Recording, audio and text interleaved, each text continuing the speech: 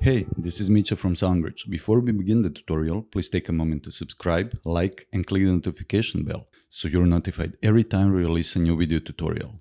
Doing so really helps us out with the YouTube algorithm and we appreciate the support.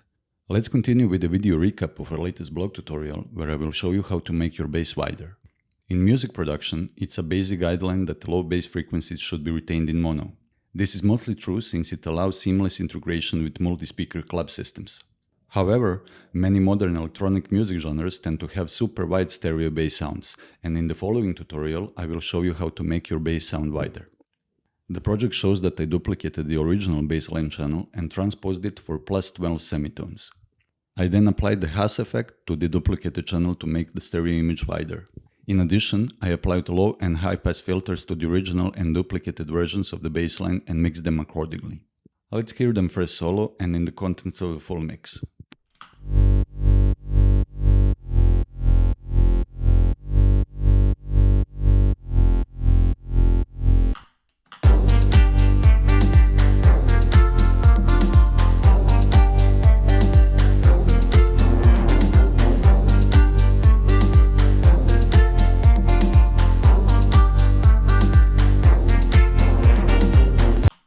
I hope you will find this technique interesting, and for a full blog article, please visit our website at soundbridge.io.